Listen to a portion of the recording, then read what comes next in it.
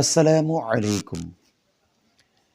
যে বিষয়টি নিয়ে আজ আপনাদের কাছে হাজির হয়েছে সে বিষয়টি হচ্ছে জিকির। জিকির হচ্ছে ভালো কাজ, জিকির হচ্ছে আমল। জিকির করলে আল্লাহ খুশি হয়, জিকিরের মাধ্যমে আল্লাহর নৈকট্য লাভ করা যায়, জিকির করলে ওলি হওয়া যায়, জিকির করলে গুনাহ মাফ হয়। এই মর্মে জিকিরের হাজারো ফজিলত আছে।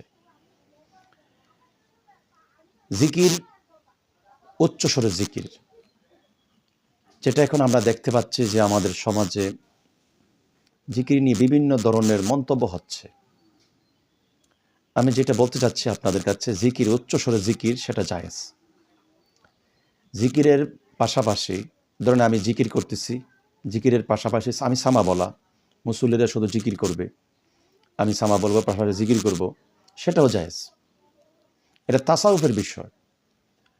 নবী ওলির শানে সামা বলা এটা তাসাউফের বিষয়। তাসাউফ শাস্ত্রের শায়েকগণ তারা এভাবেই জিকির করতেন। কিন্তু যেটা আমাদের সমাজে ফিতনা হচ্ছে সেটা হচ্ছে এই যে অনেকেই দেখতে পাচ্ছে জিকির করতে গিয়ে তারা যেখানে উচ্চারণ করবে আল্লাহ, এখানে আল্লাহর জিকির করতে গিয়ে অন্য শব্দ জিকিরের মধ্যে আসছে।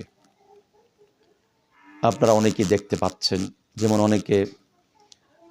অনেকের জিকির যেগুলো এখন সমাজে আমরা ফেসবুক ইউটিউবে দেখতে পাচ্ছি যে হুক্কুর হুক্কুর জিকির বা বিভিন্ন পর্যায়ের একটা আওয়াজ আসে।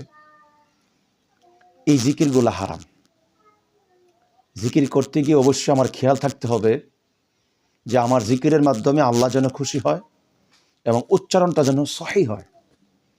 এই জিনিসটা আমাদের কি করতে হবে, খেয়াল রাখতে হবে।